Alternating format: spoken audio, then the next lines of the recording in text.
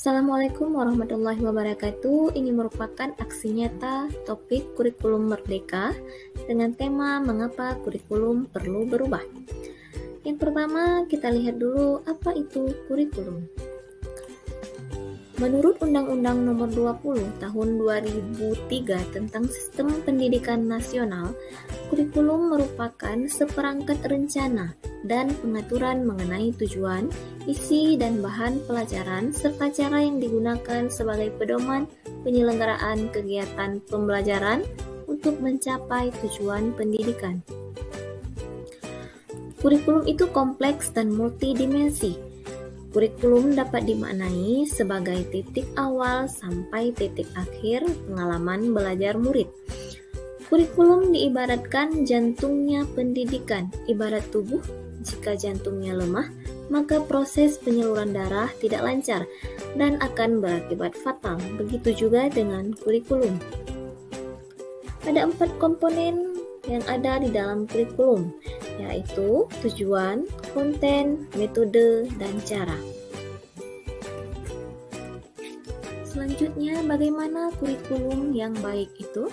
Kurikulum yang baik adalah kurikulum yang sesuai dengan zamannya dan bersifat dinamis, yaitu terus dikembangkan dan diadaptasi sesuai konteks dan karakteristik murid, demi membangun kompetensi yang sesuai dengan kebutuhan mereka di masa kini dan masa yang akan datang.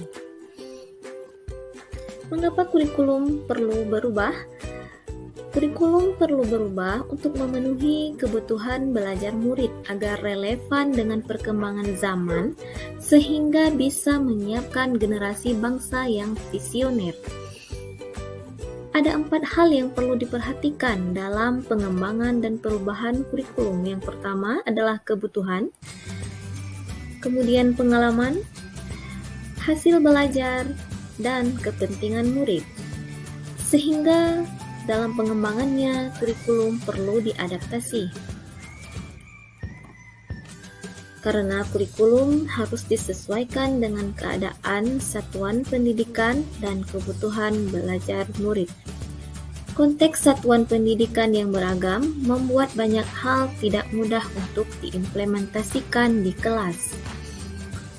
Keadaan satuan pendidikan dari Sabang sampai Merauke juga beragam.